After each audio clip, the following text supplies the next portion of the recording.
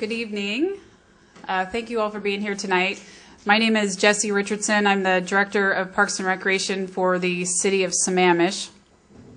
As you've noticed, we have two cameras in the room. We are recording this meeting tonight, and it will be edited and eventually loaded up to our website for folks that weren't able to attend. The little twist to recording this meeting is that if you have a question or you have a comment, you're going to have to speak into a microphone. So we will be running about the room if you have questions, and later on tonight the groups will be making a presentation and you'll actually come up to the front here and use the microphone. So we appreciate your patience as we attempt to get this recorded tonight. This is public meeting number 2 on the Community Center Feasibility Study. I was kind of worried about attendance because the sun was out for the first time in, I don't know, like 2 months today. So thank you for being here. As with last time, we are joined tonight by our friends from Barker Rinker CCAT out of Denver. They are the prime consultants on this project.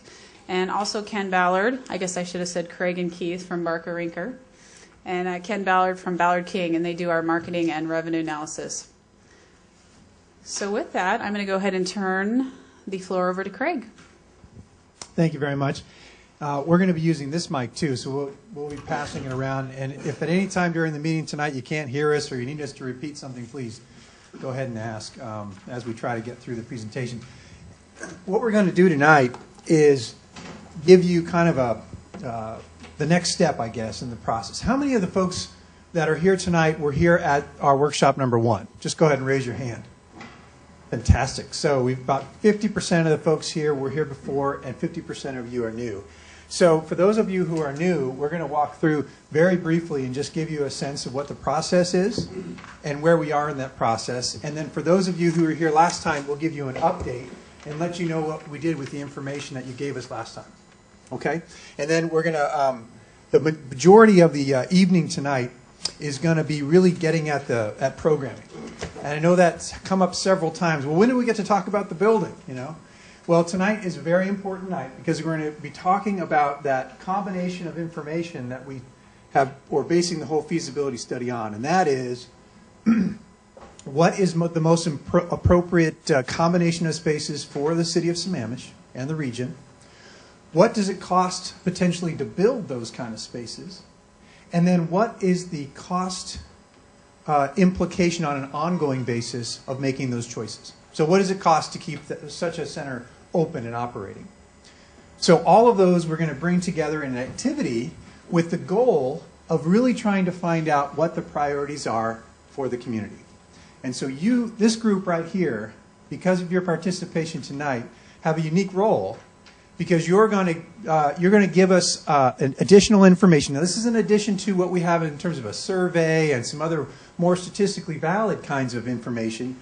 But what we're really after, and what the City Council is really after, is trying to put the parameters around this project. How big should it be? Where should it be? What kind of things should be included? Should it be phased? You know, what might be the tax implications of a choice of building a center? All of those things the City Council is trying to get their arms around, and this is one of the ways we do this, one of the processes that we use. Now, I should also say that one of the most important aspects of this feasibility study is that there is no assumption that an actual center will be built. We'll just have to say that straight out and remind everybody again that we're moving forward with this to get the best information that we can to make choices about what we may or may not do for the city of Sammamish. Okay, so we're going to keep saying that there are no foregone conclusions about what we're going to do tonight or with this study. The other really important thing is that the City Council really wants to have as authentic a process as possible. And so while they need to have some parameters for what our work entails, they're trying to keep it as open as possible to the citizens in terms of defining what this project is. A key part of that is they're not necessarily coming in and saying, okay, you have to have these certain program elements, and they're certainly not coming in and saying, you have to spend this amount of money. They're trying to have some sort of way of letting you all have input into where those data points might be or where those levels might be. And so we'll get into that a little bit later we have an exercise tonight that are going to help maybe let you understand what the implications of different size facilities might be, what the ongoing operational costs of those different size facilities might be. And then as a team, what it does for us is it helps us understand where your priorities might be. So for example, we might have a really long list, a laundry list of things that we'd like to accomplish. Of that list, what are the top things that we need to accomplish? And then what are all the other things that might fall in line behind that? All right, so let's get going. And we're going to try to honor our timing here. I know that the advertisement was for an 8 o'clock ending. We're suspecting, because of the way we're doing our exercise, that we might go a little bit longer. And I hope that's okay with everybody. But we'll try to keep things moving along as quickly as we can. Okay. So we had introduction to the team. Now, please be patient. This is really for those folks who maybe had missed our workshop number 1. But basically, we've got a well-rounded team, everything from civil engineers to aquatic designers to landscape designers and marketing consultants to try to figure out what's best. So it's a well-rounded team. I'm going to let Keith is actually the project manager for this project. I'm going to let him take care of the schedule and explain that to you. Does that have a laser in it? Yeah. It does. There you go. Okay. Our project workflow is built around 5 visits to Sammamish and 5 workshops. We had four public workshops. We had the first workshop about a month ago. Here we are, where we're really focusing on budgets and programs. We've heard about hopes, dreams, and fears. As we move from this phase, we're going to collect information on the folks that are in favor of our project, what the program and site options are. We'll refine that information in June, and then we will be formalizing our report in early July and make a report to council at that point. Does the clicker work? I think the down one. There you go. Play that. So our progress to date, we visited here about a month ago. Those of you that were here, we heard your hopes, dreams, and fears. We heard the same from City Council and Planning Commission. We've toured Sammamish. We visited potential sites. We visited other recreation providers in the Sammamish Plateau and other areas. Ken started his market analysis. We reviewed the demographic data, a very interesting community here with a significant population of youth. We've reviewed the previous study materials, and we'll share a little bit of the data that the city collected in their pro plan from about a year and a half ago. We're starting to work on some project cost models. We'll share some information on that, and we've prepared the program exercise you're going to see tonight. So as Craig said, we've given you the project overview, talked about a little bit of progress. We're going to talk about national recreation trends, and then we're going to do an exercise. Yeah. And we also want to remind you, we put this slide up here only because we want to remind everybody the overall goal of the project. The overall goal of the project is not necessarily to build a facility, it's to find a project or define a project that's specific to the city of Sammamish and its region. Okay? So we put this up here to just sort of recognize that we don't come with any preconceived notions about what this might be. Every community has a different set of rules, a different set of goals. To remind you, that's what we're trying to do tonight. We're trying to figure out the problem. We're trying to balance needs and resources to reach our goal achievement. We're going to do that by talking with staff and agencies. We're going to continue with our stakeholder meetings. We've had another one tonight. We're going to continue with our public process. Keith outlined that a little bit. We're going to get deeper into the site resources, again, once we understand what we're trying to do. Local knowledge and history will play into it. And then tonight we're going to talk about national and regional recreation trends. And of course, we can't ever forget the idea that there's a reality to this, there's budgets associated with this, and there's operational costs associated with that. So in terms of understanding what the community vision is, we've looked at what some of the values were, and the last meeting that we had, Hopes, Dreams, and Fears, we really narrowed this down to try to talk about what specifically, in terms of a community center, might we accomplish. And so I put together a mission statement for the community center. And this is what I've come up with. And this is a result of the input that we got from the Parks Board, from the City Council, and from our public meeting last time. And I'm going to read it very quickly for you. The goal of the Sammamish Community Center is to enhance the quality of life for residents of the Sammamish Plateau area by providing an exceptional gathering place for social and recreation activities. The center and its operation will promote community health and provide programming for all ages and abilities. The center will capture the outdoor character of the Sammamish lifestyle and reflect its positive attributes and excellent quality of life. The design of the facility will provide a strong relationship between indoor and outdoor spaces and complement existing recreation amenities as much as possible. The Sammamish Community Center will be designed for maximum flexibility and multiple uses and will be adaptable to the changing needs, interests, and growth of the community. The operation of the center must be financially feasible, affordable, and sustainable, and provide outstanding service to area residents. Okay, I know that's a lot, but what I tried to do is capture the spirit of what I heard in our groups last time. So I want to hear from you later when we have our questions and answer session, especially after you finish the exercise tonight, if there's some key piece of this that is missing. I'm going to get Ken jump in here and give you an update on where the market analysis is. Okay, well, one of the first steps in this process was to really complete a market analysis that looked at not only the demographic characteristics of the area, but also the other providers. And we've kind of got the draft document, at least in its preliminary phase, completed at this point. So I'll just give you real quickly some of the highlights of this. We identified that the primary market for any facility that would be built would certainly be the city of Sammamish and its residents. We also identified a larger secondary area where we draw people from that really represents a large portion of the plateau, really kind of pulls in the Klahani area and some other areas kind of a little bit to the east of Sammamish itself. And it's not a dramatically larger market area, but somewhat bigger than what it was before. I realize you can't read that graphic up there, but it really what it's saying is that we looked at a lot of different characteristics of this area that looked at not only a number of households, but median age, median household income, ethnicity, and also kind of recreational budget expenditures by households as well.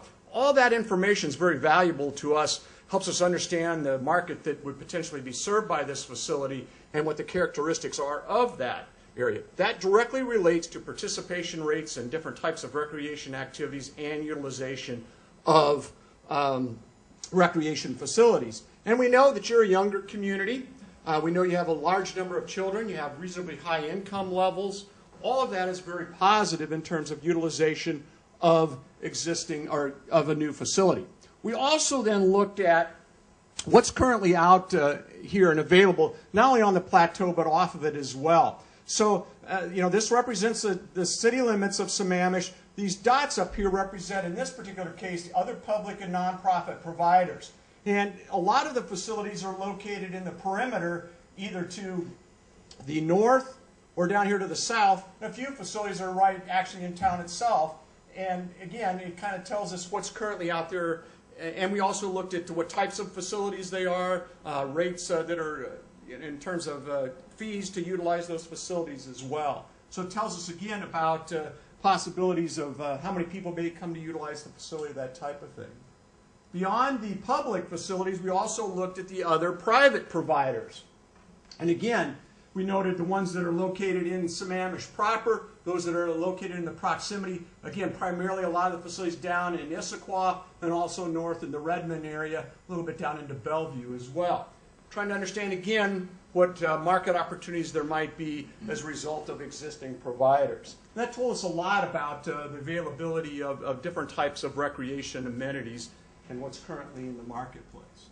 So, what did we come out of this with then? What are kind of some of the conclusions? Well, we look at opportunities that may be here, and I think one of the key ones is that there's the fact that there's no real comprehensive public indoor sports, fitness, or aquatics facility located in the city of Sammamish or even the secondary service area itself. They just don't really exist right now. And it's really important to realize that there's no public pools in Sammamish either. And so those are, especially for a community of your size and population, a little bit unusual. The Sammamish Family YMCA is the only real nonprofit provider of any substance and size. It's really currently up here on the plateau. And as we kind of mentioned, while there are private providers here in the city itself, a large number of them are located either to the north or the south of the city itself. And again, a lot of the existing public aquatic facilities that are in the area are more the conventional pools, many of them the forward thrust pools that are now aging and don't have a lot of real appeal to at least recreational swimmers, and in some cases to any of the swimmers now, just due to their age and their overall condition.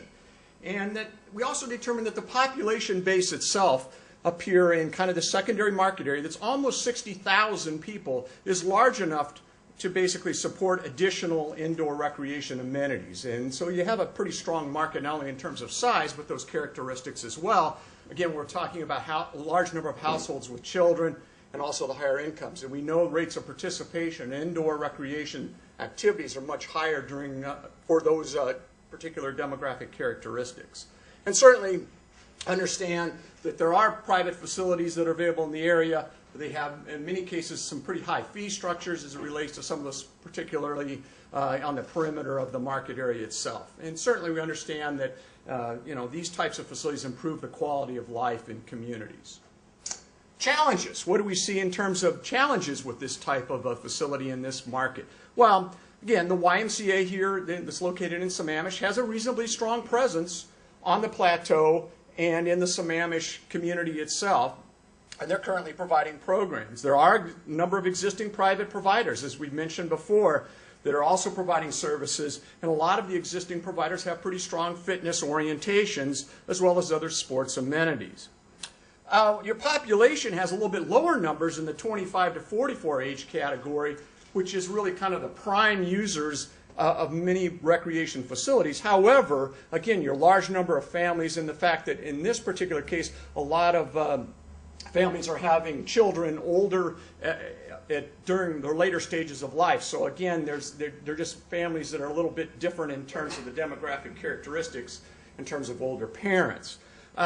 Again, there is the possibility, and has been talk both now and in the future, of other public facilities being built in the area. Whether it's Redmond, Bellevue, or Issaquah, all of those communities at different times have talked about, and in some cases are still talking about, building other public facilities. So that may impact the market around you, although we did not base, again, our market on drawing any particular users from those existing communities for that reason. Certainly, we understand that funding is a major issue, and not only funding the construction of the facility, but also the operation. And any requirements in terms of moving forward is going to have a very clear understanding of what those requirements are to both build and operate the facility. So finally, what does it tell us in terms of potential project direction? Well, clearly a facility of this nature, if it was to be built here in Sammamish, would have to serve all age groups, would need to have a strong focus on youth and families with, again, the demographic characteristics that we find. And certainly, it's going to need to have a variety of different types of amenities, both active and passive use, but also have community gathering spaces to draw people into this facility and make it feel like truly a community center. Certainly, it's going to have to be affordable to utilize the facility for a variety of different types of uses. And it's going to have to be easily accessible for people not only in Sammamish proper, but the immediate surrounding area also. So those are some of the key project directions that we kind of came out of this initial market assessment process with. Okay. Yep. So this next portion of what we like to do is we'd like to get everybody on the same page using the same language when we talk about the various spaces that might find their way into a community center. And so to do that, what we're going to do very quickly is give you a sort of a visual tour of many of the kinds of spaces that do come up on the radar. Now, this is not all of the spaces, of course, but based on the survey that was already completed, it's certainly some of the ones that are most common for a community of your demographic mix with the type of other spaces that are available to you in your region. And what we're going to do with this is not only talk a little bit about what's happening with these kind of spaces, but we're going to tag team with Ken. Maybe Ken, you use this mic, if you wouldn't mind. And what we'll do is we'll talk a little bit about the operational implications of how these spaces work. Okay? Now, the reason that we're taking the time to do this is because this is building to an exercise where we're going to ask each of you to build an idealized center and kind of different levels of that. One of the requirements that we're going to ask of you is that you declare some sort of operational goal, whether that's a low subsidy, meaning that it doesn't require any sort of additional fundings from the, or very little additional funding from the taxpayers, or maybe to a high level of subsidy where it requires lots of input financially from the community, okay? So anyway, each of these choices that you make play into the combination of spaces and ultimately the obligation of operations long term. Yes, there's a question. Are you talking in terms of subsidies about an operating? Excuse me. Oh, sorry. Good question. In terms of subsidies, are you talking about operating subsidies, or are you talking about capital expenditures? That's a great. We're talking about operational subsidies in terms of just being able to cover the cost of operation, not talking about the debt service aspect of it. And that's an excellent point. And what we do have as part of our presentation tonight and as part of the mix for you to think about are those capital costs. And we've got some data up here to help explain what, building a center of a certain amount of dollars, what that might mean from a tax base for you. But in addition to that, we've got the operational costs. So thank you for clarifying that. And also, we want to also say that there's absolutely some subjectivity. If we show you a particular space and suggest that there's an expense and a revenue associated with that space, of course there are anomalies, in the way people run those spaces, and we'll try to point out maybe some of those more obvious ones. But what we're showing you is in general and how it typically appears across the nation. So this is a wish list of the kinds of spaces, everything from sort of your multi-purpose spaces, the ones in yellow, those are the ones that, sort of our generalized ones, to ones which are more fitness-oriented in green, the weights and the basketball courts. And then finally we talk about some of the aquatic spaces and some of the variety there. So we're going to start out real simple and talk about a little bit about cafe and vending. Now this could be very, you can see where this could be very elaborate, like you see up in the top picture, or it could be very, very simple and just be some vending machines. You're going to have those choices. Now the difference basically is one is very staff intensive and is very service oriented. One just meets a need, and maybe there's a combination of these things that actually service everything during an entire day. So again, you'll see down in the green in there, you'll see stars that are marking on the top the revenue potential coming out of these particular amenities, and then on the bottom is the expense side, and that's not the expense to build it, but the expense to operate those amenities. So in this particular case, we look at the cafe side of it being a little bit different in the lower right-hand corner than what it is for vending in the upper aspect of that.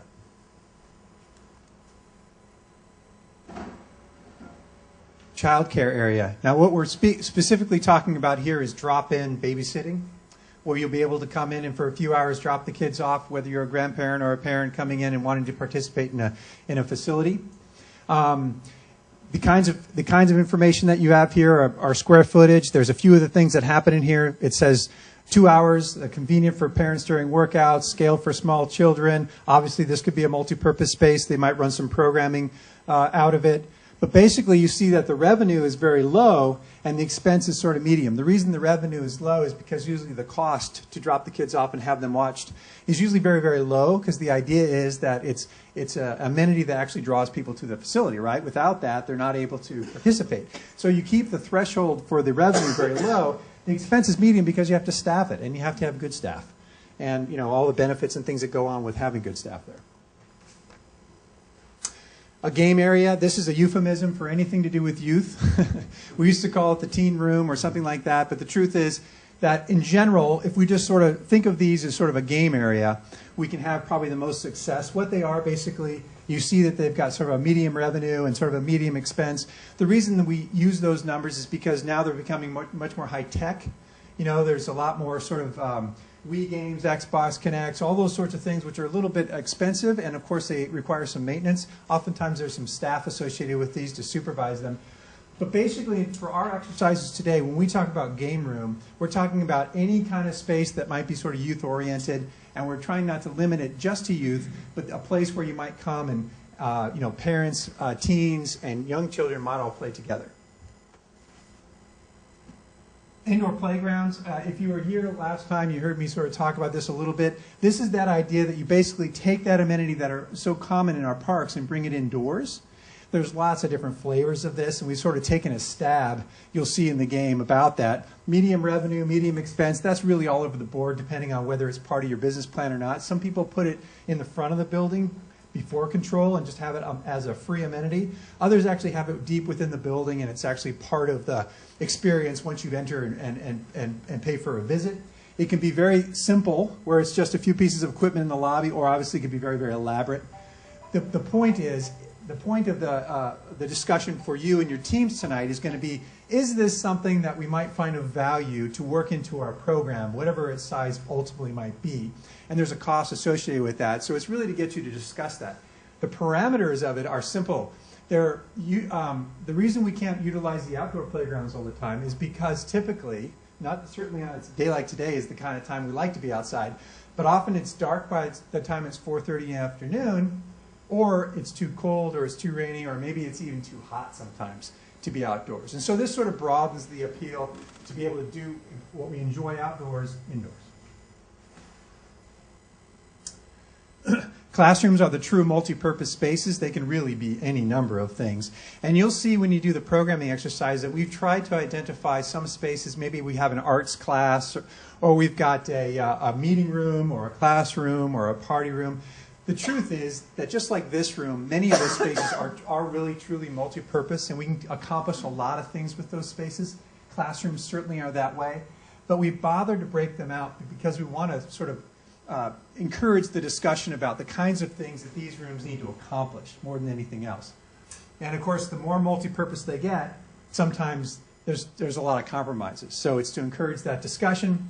These are the multi-purpose rooms that are more larger in nature, kind of like this one. And the idea with this conversation is we'd like you to talk about what kind of spaces like this are already available in the community, what's over at the library, what's missing, how can we be additive to what we already have.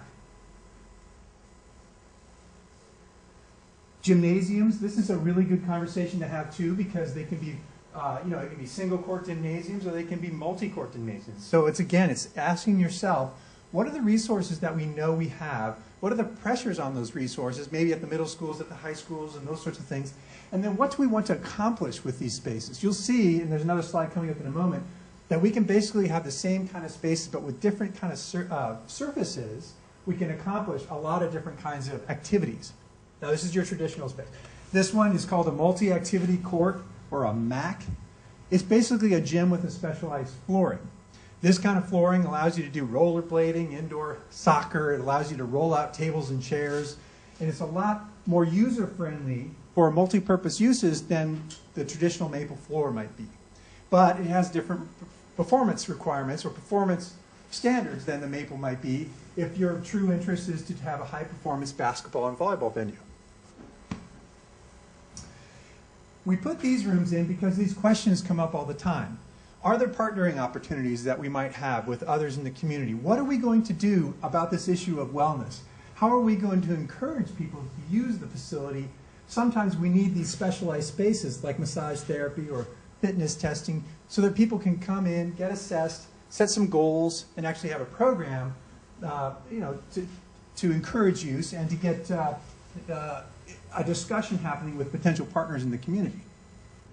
And you can see the revenue and expense one there. We kind of took a stab at it, but it really depends on that partnership level. Now, the indoor track, you'll see this over and over again, is probably the number one thing that baby boomers want in future recreation centers.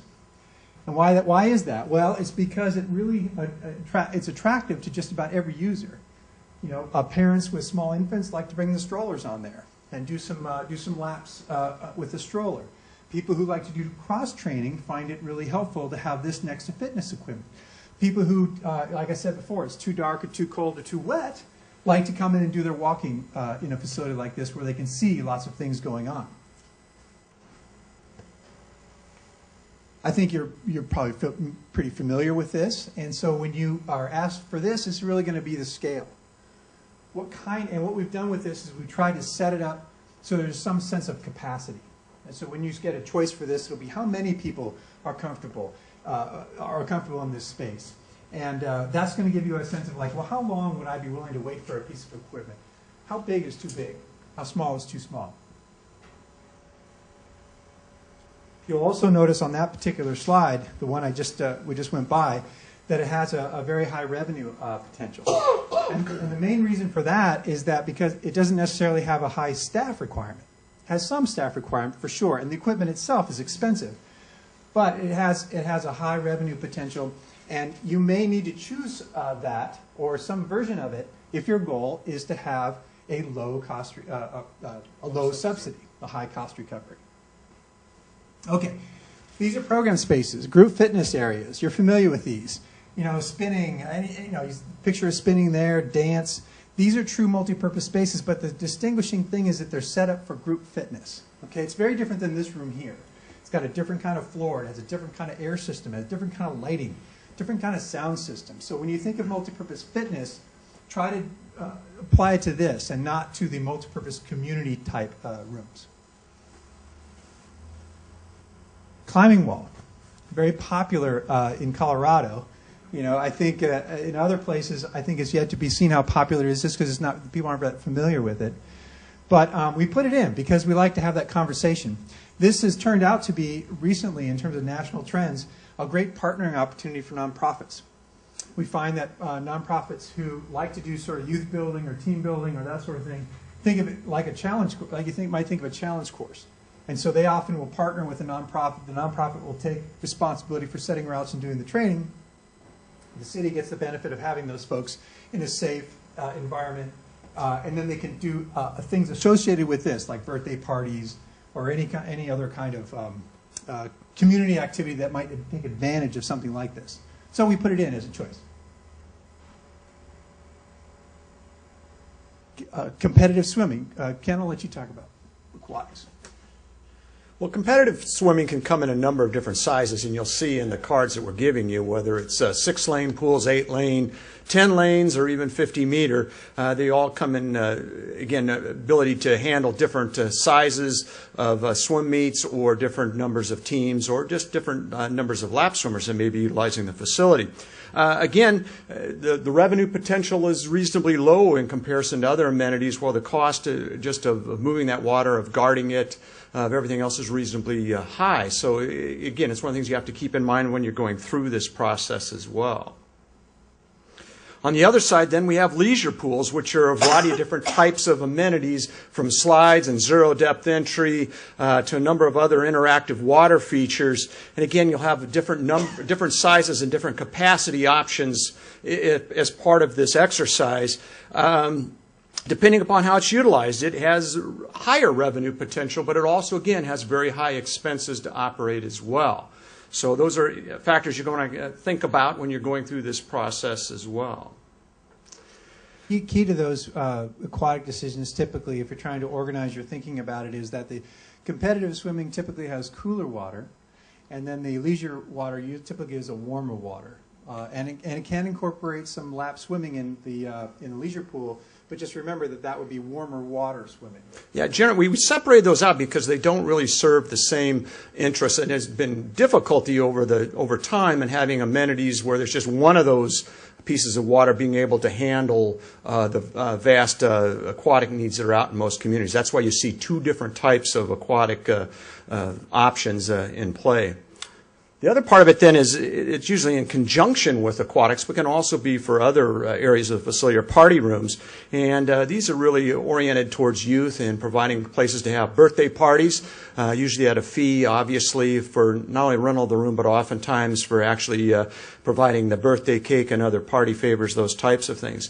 Very reasonably low cost of operation and very high revenue potential. In fact, in most recreation centers, this is the greatest single revenue source in terms of difference between expenses and revenue that's available in a facility. The other thing, and it's also an option for as it relates to aquatics, is a therapy pool. And these are high temperature areas that are really involved not only for more therapeutic purposes, but also may be in partnership with a hospital or healthcare organization to provide actually medically based therapy programs and services. It can also work for aqua exercise and sometimes even for some levels of swim lessons as well. Again, it's expensive to operate these facilities. Do have a strong revenue potential sometimes, depending upon whether you have a partner or not. Do you want to? Yeah, and there's a couple of spaces that we put into your decision making that we don't give you a lot of choice about. We don't know how big this building will be or exactly what its mix might be, but we do know that there are going to be some portions of it that you're going to have to pay for that are part of its core pieces. These sorts of things, the lobby, the reception areas, the restrooms, the locker rooms, those sorts of things. And it's kind of like buying, it feels like buying insurance sometimes. You know you need it, you want it to work really well, and you want it to be there for you. You don't necessarily like to have to pay for it. But there's a cost associated with that, and you'll see that when we get into this game. We've assigned a cost. And it's not going to be exactly right now, but it gets us in the ballpark. In addition to that are some of the back-of-house spaces, these locker rooms specifically. And so our assumption, just to let you know, is that we're going to have some basic locker rooms. However, if in your group, if you choose to do some aquatics, then there's an extra burden for you. For those of you who choose that, you've got an aquatic support piece, which has some extra locker rooms and lifeguard rooms and that sort of thing.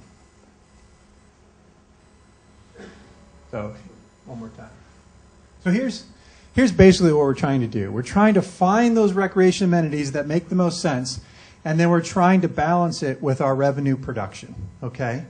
So that's why we're not making an assumption about what that balance is, but we're going to ask each of your groups to make a stab at that. Keith, you want to bring us up to speed on what's been done?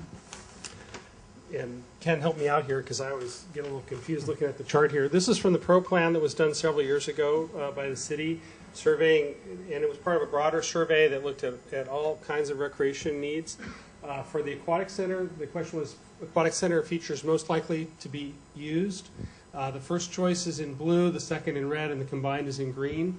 So from left to right here, we have competitive swimming pool, water slides, the splash spray area, therapy pool, lazy river, a zero-depth entry, space for parties and events, and other.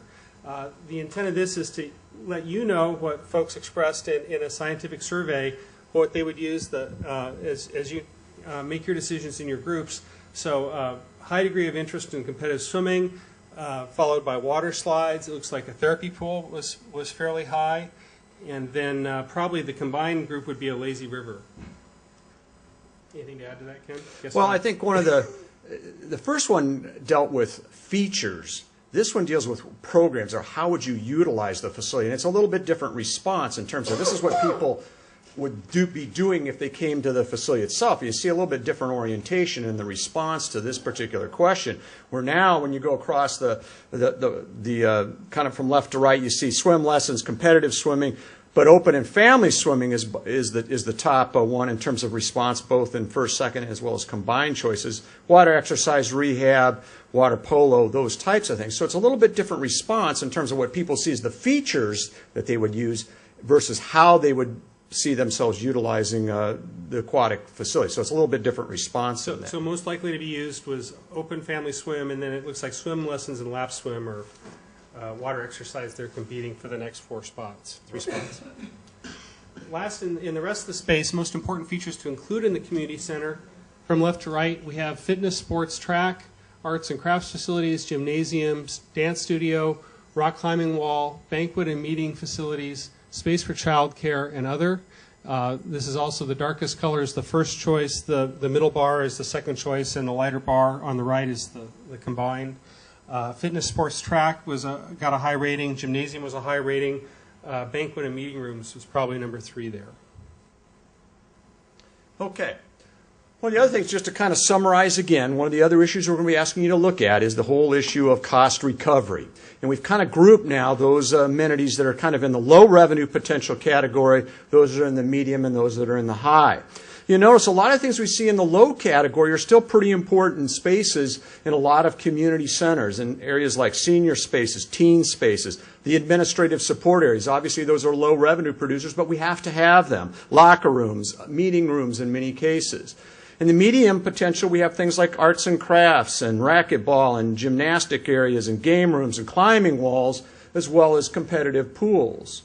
And then in the high revenue producers, again, we have leisure pools, the weight cardio areas, kind of the group exercise space, gym track, those kind of amenities as well. Now keep in mind, as was mentioned earlier, amenities can move from high to low or low to high depending upon how they're utilized and again the market potential for these facilities based on a community. So again, we talk about something like a meeting room being in a low revenue producer category. However, we look in a community like Sammamish where there doesn't appear to be a very strong number of community meeting spaces, the opportunities are higher than what we'd see in other areas. We combine that with the fact that if you have something that's oriented towards events, that also may allow things like alcohol that'll now support a certain level of activities, primarily wedding receptions, family reunions, those types of things, the revenue potential would move in that particular amenity from low to at least medium or sometimes even higher.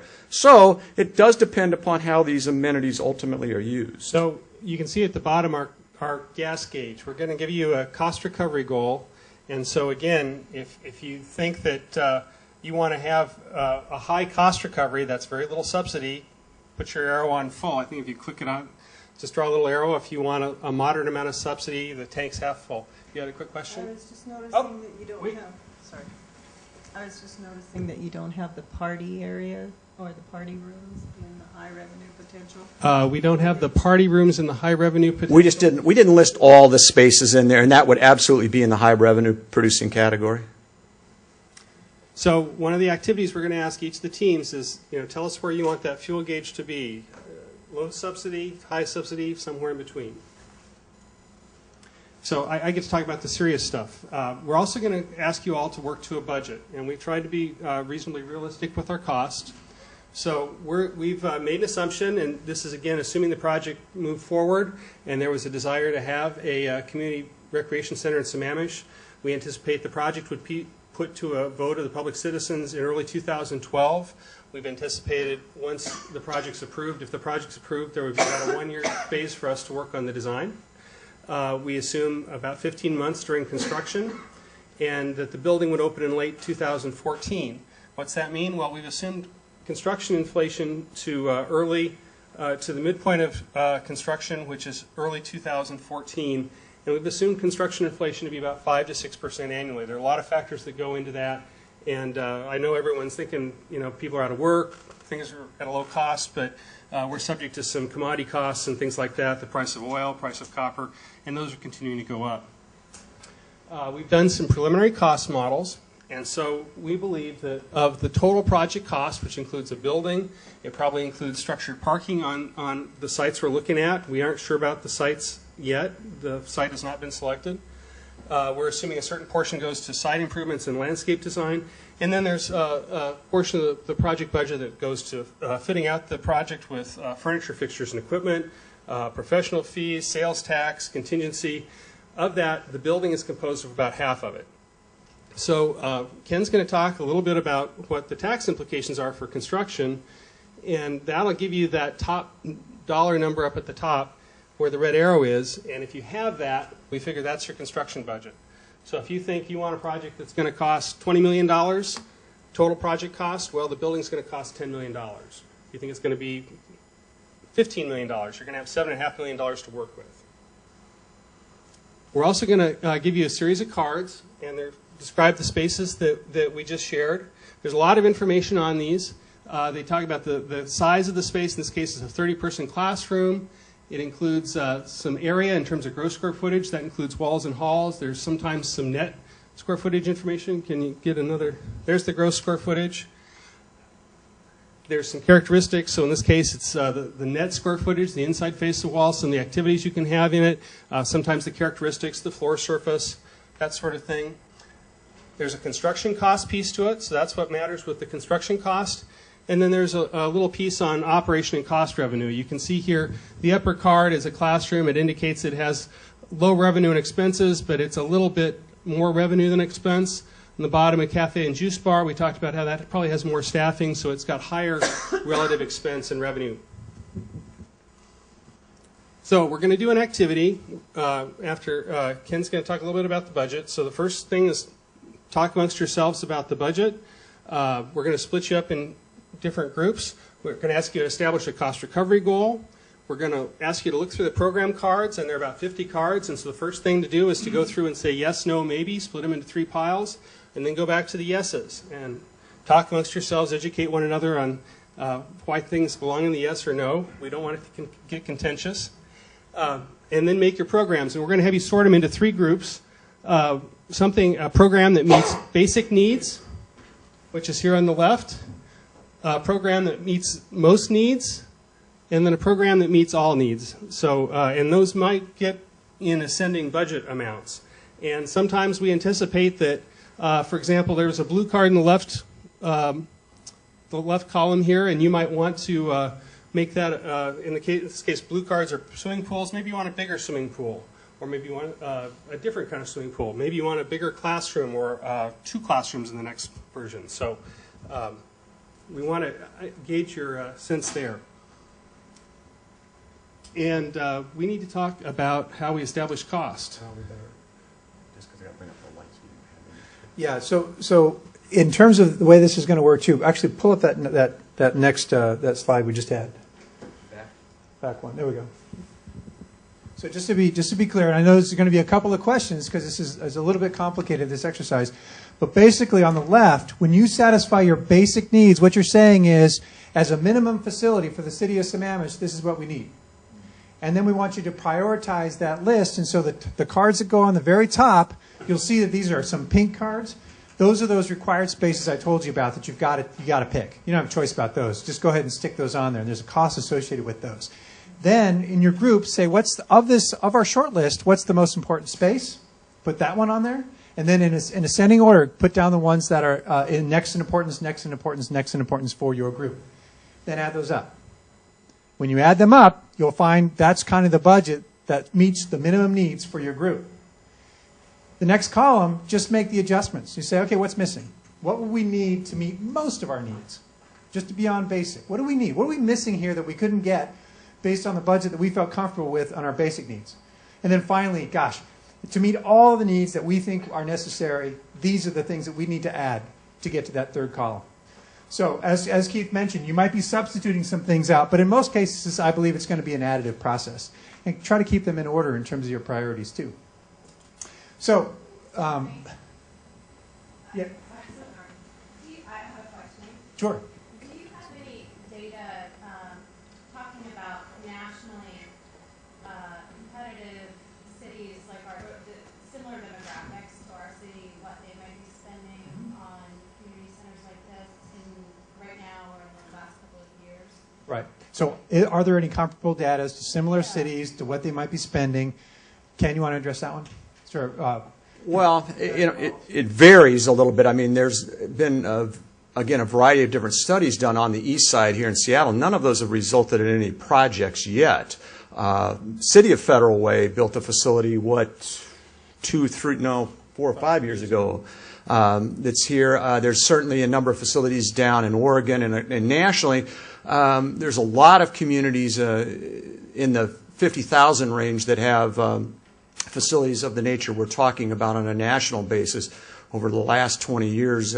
Certainly, we used to start with the threshold of saying in many cases you needed a population of 50,000. Now there's communities that are down under 20,000 in population that have pretty extensive recreation facilities. It varies by the area of the country, by the portion of the metro area that you're in as well. It's tough in terms of dollars that are being spent. It obviously depends upon when the facility was built and the type of amenities that it has and the size. So it varies pretty dramatically with that. So it's tough to put a number on that in terms of overall costs in terms of today's dollars for sure.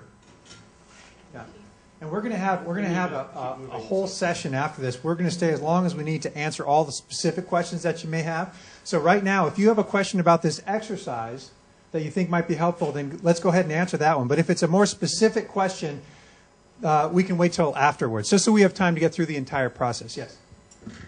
Yeah, I can't help but believe that mentally we need to go through a return on investment kind of analysis as we prioritize these spaces. And what I'm wondering is there somebody here from the city who can give us some idea what the average taxpayer? Okay. Yeah, thank you. That's a perfect segue. And then we'll just move into the exercise. Okay, so what we've done. And can you get the lights?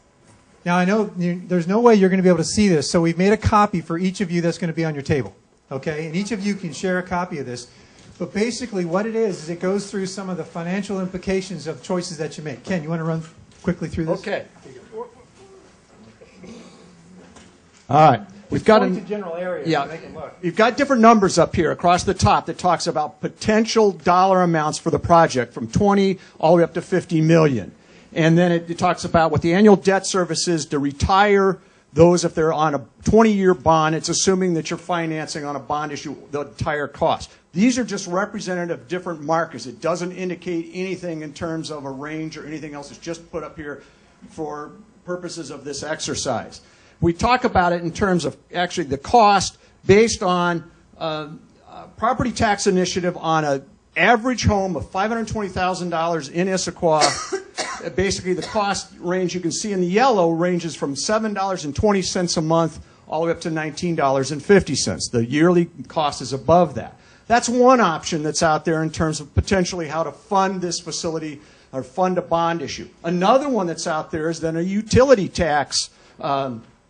Looking at 1% would generate about $1.1 million a year. You can look at the bottom. It talks about what's part of that utility tax. It's basically natural gas, telephone, cell phones. It does not include water or sewer.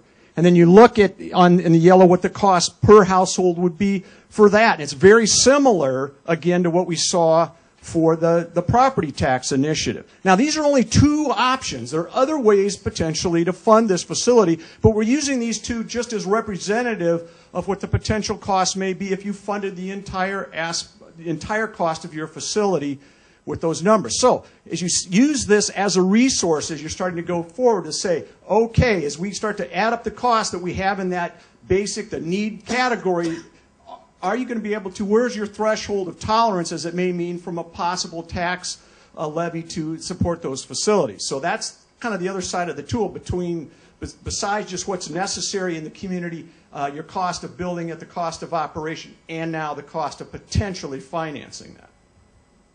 Okay. Okay, perfect.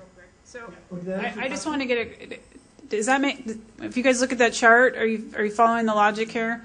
So across the top, 10, you have a 20, 30, 40, 50 million. Okay. I saw some people get glazed over in the back. I just wanted to make sure we have other questions. We'll be happy to. We're going to go around the room here, so if you need some interpretation, we're happy to give that. So the one thing I want to add, I'm just going to interrupt here, is the city has not established a budget for this project.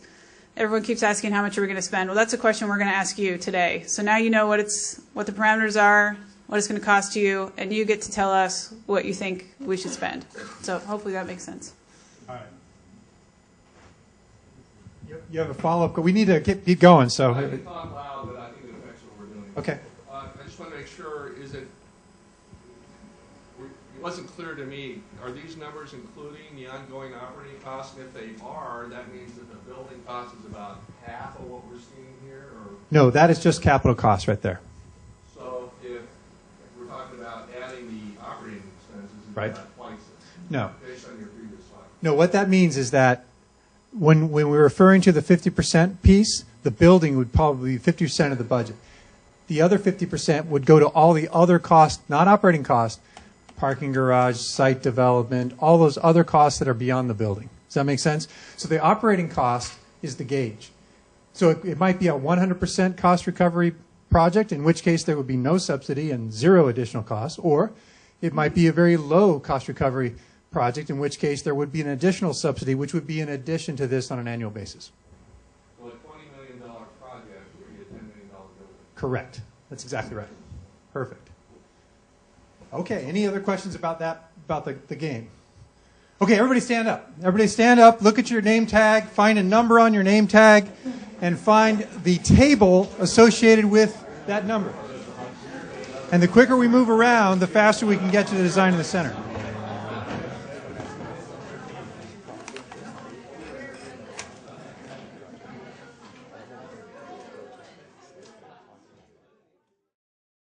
You got the four choices of leisure pools here: large, medium, small, and extra small. So in our basic program, what's the thought? You notice that they all have high revenue potential and high expense. Out of these, I'd select one that also had the widest doors. In other words, the citizen usage. What can attract from the toddler up to the grandparent. I think those multiple floors, or that use floors like that, are great. I mean, the way that our community uses it, like you said, if you're going to use it for like basketball tournaments or things like that, it probably isn't going to be the best. But the multi-use floors, they're amazing, and the technology is such now that they're pretty darn good. The new surfaces. There's some new stuff that just come out in the last few years. That's really good now. About that is, if you do have that, then you can offer classes. I don't know what the rate of return are on offering classes like basketball and soccer youth programs. If that raises revenue, okay. So if you want to have a City of Sammamish brochure that has classes for youth doing anything, you've got to have a multi-purpose room with a floor like that. A multi-purpose sports room versus a multi-purpose. Right, right. Yeah, that's where they've got the little blocks. They dive off the blocks. So if you're going to have competitive swim, you probably need those. With the bulkhead? Isn't that the little block they dive off of? I'm not a competitive swimmer. If you don't have diving, then you may not need that pool. Because did you pull out the diving component? We did pull out the diving. So this way, with the bulkhead, you would have a diving pool. Yeah, variable depth pool. Yeah, you can. The key it thing about this, the shallow from the beginner swimmers from the advanced the thing to swimmers. remember is that your water temperature is all the same temperature with that type of pool, right? Because you just have a bulkhead. It's not two separate tanks. It's one tank, same temperature. Could you make use out of one room for more than what it's intended for? Is all I'm saying. But I think you can use those classrooms. What's the difference? But they have a kiln, scenes. Oh, let's see. It looks like about 130,000 more. It's not huge. Storage room. Can we see the revenue of both? Same. All right. So, what do you think?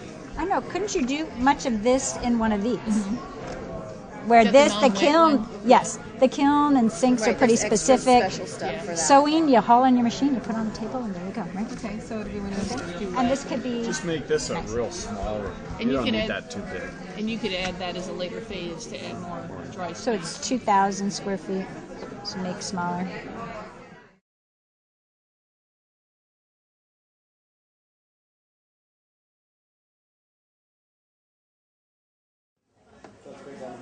All right, if everyone can take a seat again. Oh, and by the way, we failed to mention this earlier, but by the way, all of the information that we shared with you tonight, the PowerPoint show, the data that are on the pieces of paper, as well as the work that you guys did, will all be available on the website. Okay, so you'll have access to that. You'll be able to share it with other folks, and we'll have a record of it. So thank you all for taking the time to do this. Who found this challenging? On a couple of levels, right? One was just understanding what all the different spaces do, right? And then trying to understand the cost implications of them and how they all knit together. And we haven't even dealt with site yet, or how we might phase these things. How many folks were surprised by the overall costs once they added up their needs? Okay. How many felt getting to the basic needs was pretty straightforward, and then more difficult as it went forward? No? Everyone kind of knew? Okay. I see you all did a pretty good job of having a pretty succinct basic needs. It'd be interesting to go through these and sort of see how much correlation there is between the teams. All right. What I'd like to do is I'd like to take just a few minutes and have each team member, a member from each team, come up and just briefly explain the thought process that your team went through to come to this basic needs, and then what helped you go to the meets most needs, and then maybe meets all needs, and just sort of help us understand where those decisions were made, and most importantly, how you set your priority zones. All right, let's try to keep it pretty brief. We'll try to be out of here maybe we'll take 10 minutes for this, and then we're going to have we'll stick around and answer any questions that anyone might have after that, and we'll also just tell you quickly what the next steps for this process are. So, team number 6. Who'd like to come up for team number 6? Craig, I can get them.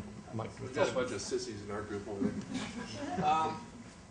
Basically, the way we looked at this is we thought it was important to provide a place for people of all ages, from young children, young families, to senior citizens. So that's what we looked at for basic need. Obviously, we had the overhead space. We all thought that a pool was very important. We had some pool expertise in our team. Russell over there manages 2 pools in our community, and we got a sense of value in talking to him. We went with an 8-lane, 25-yard lap pool and a diving board. We did have somebody in our group who was particularly interested in dance and aerobics, and she was very persuasive, so that became a basic need. Because of our inclement weather, we thought that the idea of having an elevated walkway or jogging track for people to come in and out of the weather to get some aerobic exercise. We thought it was important to have a gym because the only gyms we have in the plateau are all public schools. And if any of you have tried to borrow one of those, it's pretty challenging. A lot of what we talked about, I know I talked about, was providing a place for our teens. Right now it's very difficult for them to find places to stay busy, and when they're not staying busy, they're doing other things. So that was important. Of course, we had child care space and a senior adult lounge, primarily because we know they'll be paying property taxes to pay for this as well, and they really don't have a great community center for them to work in. Most needs, we've got the leisure pool. The reality was we saw from whoever took that last survey that was a very high priority for the community. I don't know that at our table, at least for our group, it was the most important thing, but we knew it was for the people that voted before. We had some classroom space. We really felt that we need some kind of a community room and events hall.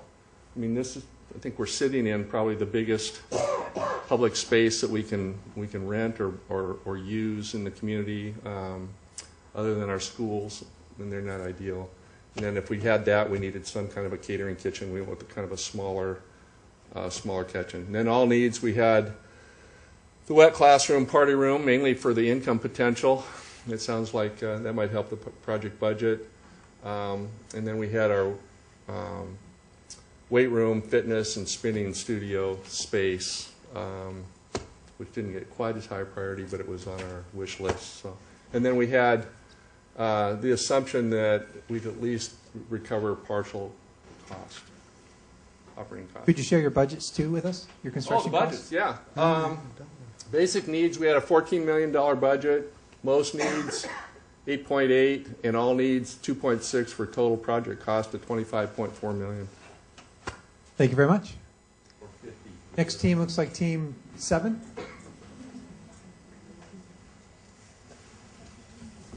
So I took my hat off, Nancy. So obviously we had the basic needs here. Well, first of all, let me start with our cost recovery. Our goal was, when we're talking about operating costs, is for partial cost recovery, similar to the first group. We thought that was most equitable and fair to everybody in the community. We wanted to have to start off with our basic needs to have some form of events hall. So we started off with the smaller room, the 200-person. We thought if we're going to have that, we should have some form of kitchen or at least a catering kitchen. So we have that 50-person classroom, which can be pretty diverse in what you can do with it, and at pretty low cost. We thought that was a good one. Some form of child care, babysitting, because there are so many young people here, younger families with kids, that would be appropriate. Having a weight room, we start off with the smallest weight room. We thought the fitness room was important, as well as a gymnasium of some sort. So we started off with a double court and an elevated track around that. The bouldering wall seemed to be a pretty good price at $216,000 for what you get back from that. People like to climb. It's good for kids. It's easy. So we added that. We have a spinning studio. Gosh, we have just about everything here on our basic needs. Wet classroom party, because of the recovery, wet classroom party room, medium leisure pool, again, good cost recovery, and a very basic 4-lane lap pool. All of that for a mere $22 million. So then on our most needs, we added an indoor playground, a commercial kitchen, upgrading. We just upgraded everything here. We went to a 300-person events hall, a dance studio, a larger weight room, and a 6-lane pool, and that only cost $27 million times 2. And then we added a crafts room, preschool, a licensed preschool, a large climbing wall, triple court, gymnasium, the largest weight room for $5 million, and the 8-lane lap pool. All of that for only, well, $67 million, I guess is what it comes out to if you double that. $33 million there. So, does that make sense? Questions? Thanks. Thank you. All right, team number 3. All right, well, we were more similar to the first group that went than to the second group that went. Ours was centered mostly around fitness in the community and a place for youth to go when it gets rainy and dark, right? And we thought that the aquatics activities were the most important almost on the list to have that, because it seemed like our team was trying to address needs that that we didn't see being met other places within the community. And so without going through the whole thing, because it doesn't really say that, or I don't know, if we went for medium leisure pool as being important, stretch 25-meter pool.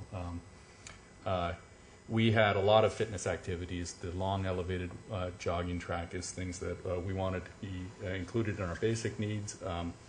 Sport courts, and our basic needs cost was $28,138,000, so double that. And a lot of stuff fell off of our list completely when we went to most needs or all needs. We had just small incremental costs. A games room, classrooms came as nice to have things. Racquetball courts, if things like that were things that we'd add if we had extra budget. And what was your cost recovery goal on for your? Oh, we were on partial cost recovery, kind of a lot like that, just right up dead in the center. Excellent. Thank you very much. Good job. Is that 8? Is that next? 8, yeah. Team 8, please. We got in trouble because we were taking time, so we just decided all or nothing. And we definitely decided that an aquatic center is the main focus of this community center. And we had, where'd she go? Oh, we had Marcia that was our expert because she works at the YMCA, so she told us what works and what doesn't, so we kind of deferred to her. And we went with the large leisure pool, the 6-lane lap pool, the walk, 3 courts. Again, she was just telling us what seems to work at the YMCA's and what doesn't. And we definitely wanted the party rooms and the indoor playground because it's I think there's a lot of young families here, and again, we want things to do in those long, dark months, and we want to be able to capture some of the revenues and attract people. If a lot of people aren't going to show up, why have it? So that was our goal. And what were your financial goals? Your cost recovery and your budgets? We didn't even get to that, but I'm going to speak for our group and say we want partial recovery, and it all came up to $27 million. Great. Thank you. Thank you very much. Number 5. So we're back there trying to decide what our cost recovery goals were because we did not address it, but I think we came up with partial cost recovery. We were not really unanimous on anything, but particularly about the aquatic features. There were probably 3 people at the table who did not think that an aquatic feature belonged under basic needs, but somehow a couple of people prevailed, so we did have some small aquatic features included in the basic needs. We think we should have a child care facility, certainly because of the demographics here, a children's day camp feature, a community room and events hall, and if we have that, we want to have the catering kitchen to go with it, an arts and crafts room, some classrooms. We talked about the fact that we don't have a lot of classroom space here on the plateau, and we definitely wanted some classrooms. We like the idea of having a cafe and juice bar as well. Also some courts and an aerobics and dance studio, and this elevated walk and jog track. We all thought that would be a good idea. So under the basics needs, we came out with about $15 million times 2.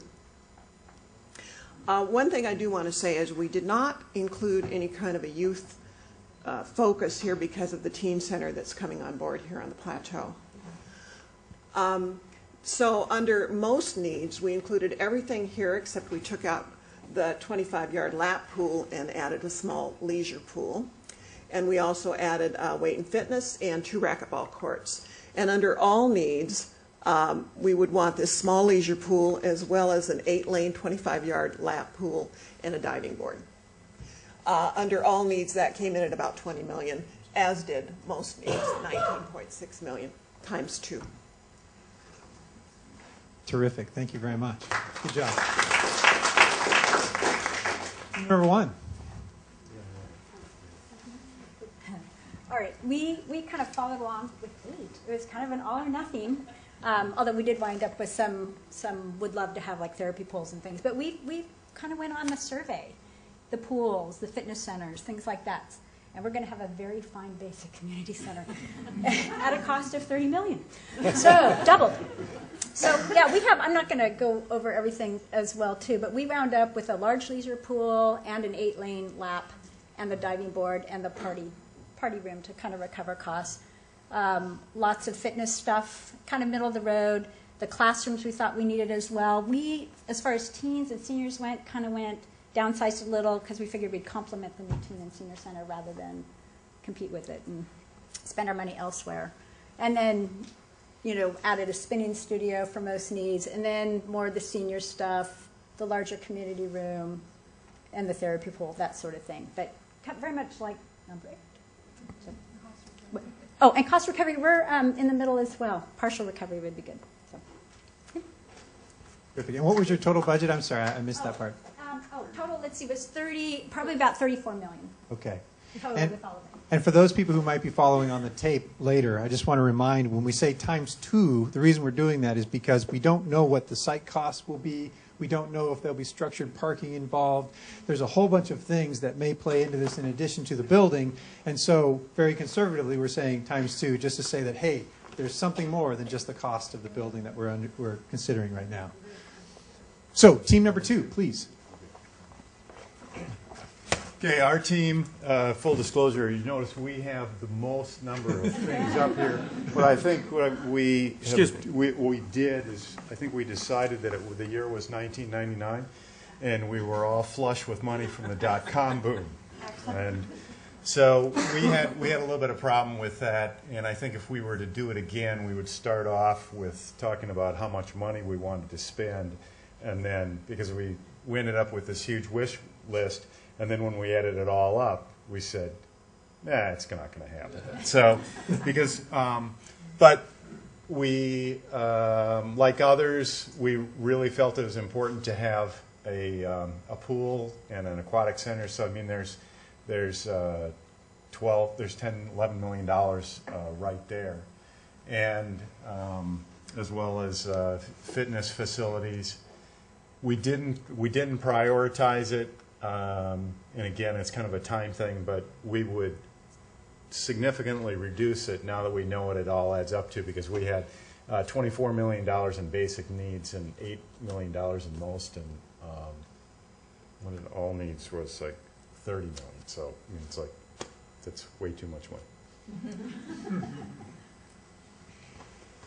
Oh, cost recovery. We're we got to buck the trend here. More in the middle between minimum and partial. Okay, terrific. Total cost? I'm sorry, total cost? Well, your first one was 24, is that what you said for your first one? 24, so almost, well, if you added everything up, that would be like $65 million. Right, of course. That's why we've got to make some choices.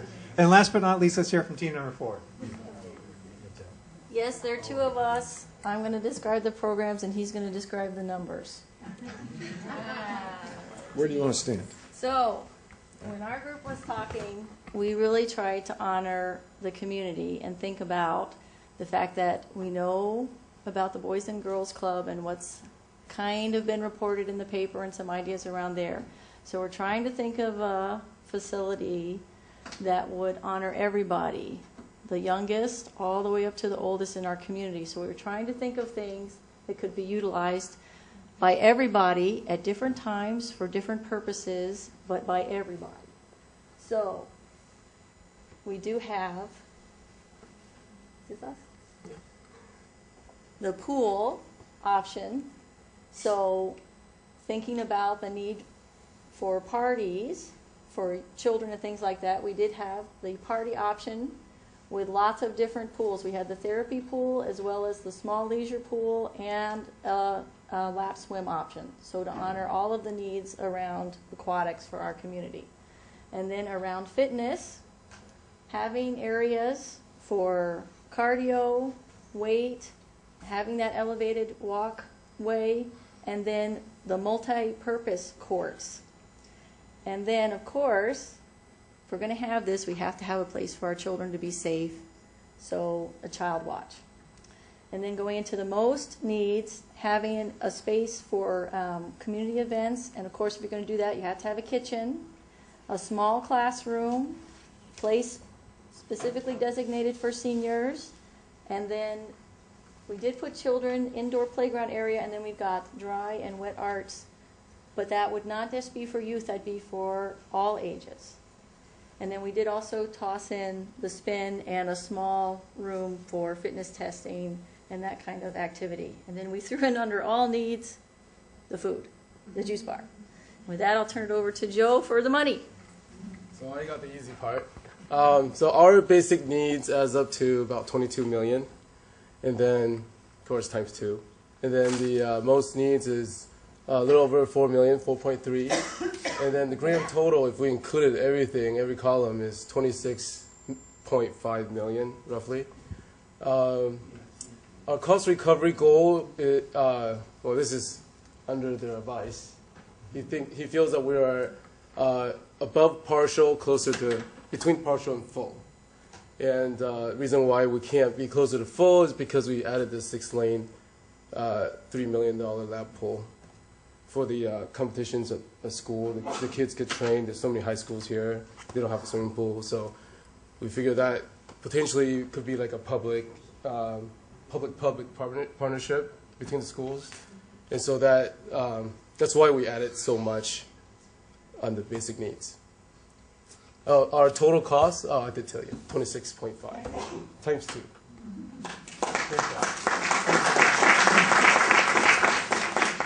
Well, we want to wrap this up just so that we can honor you guys getting home before it's too long. So we just have a couple of things that we wanted to finish. First, I wanted to thank you all for doing this exercise, and I hope you learned something. We certainly did by watching you do it. I think you've helped us understand how we can be a little bit more clear in the way we communicate and connect the financial information with the program information. And as we start to put the site information into this over the next several months, I think we'll be able to test fit some of these programs that you've got to see what's possible. And I think it'll make a broader discussion on how we might talk about phasing and how we might look to combine other things that are going on in the community to make sure that we don't close any doors in terms of potential partnerships or alliances that may happen. So I hope this exercise in terms of looking at the overall dollars was insightful in terms of what we might be looking at. Again, we gave you that 2-to-1 number just as to know that there's something broader out there than just the building costs. But before we close tonight, I wanted to just give you a little bit of sense of next steps. So here's what we've got to look forward to. Our next public meeting, for those of you who have to leave right away, is May 9th. Okay? You'll hear more about that. But basically, we're going to work on site analysis. We're going to put together some draft scenarios with the information that you gave us, plus the information that we've got from all of the focus groups, direction from the Parks Board and the City Council, as well as from the surveys. So we'll put together some scenarios for programs. We'll hopefully have an opportunity to do some building and site planning options. That'll be determined partly on how far we get with site selection. We'll come next time talking about how this building might sit on whatever site we choose, what it might look like, or at least from a massing point of view. We'll get into a lot more detail with the aquatics piece. And we'll talk more about the budgeting and operational costs for capital as well as for ongoing operations in terms of the scenarios as they are. So I want to give Jesse a chance to close us out, and then we'll be able to stay for questions if we have any. Thank you, guys. It was fun, wasn't it? I did the exercise earlier today, and it was pretty challenging. I know the meeting ran long tonight. I apologize for that, but I thank you all for sticking around. If you haven't been to the website yet, we do have a project page on this project, and I encourage you to sign up for an email alert if you haven't done so already. We will take all this information from tonight and load it to the website. I can't guarantee it's going to be done by tomorrow, but at least by early next week, we hope to have everything up, including meeting notes. So that being said, what we're going to do now is actually, I did want to address one question. Several people have asked, last meeting I promised we'd be releasing the short list of sites, and we did not do that this meeting because there was a request from the city manager and the city council to get a little further along with programming and knowing what we might actually be needing to locate before we select sites. So I'm anticipating by May we should have some more information on that, and I appreciate your patience. In the meantime, what we're going to do now is we're going to close the formal meeting. We're going to stop recording, and then our camera crews can wrap up for the evening. But we will be here, and we encourage you to stick around, and we'll take questions. So if we can just do like a 15-second delay here, and then we'll open back up for questions. So thank you for being here tonight.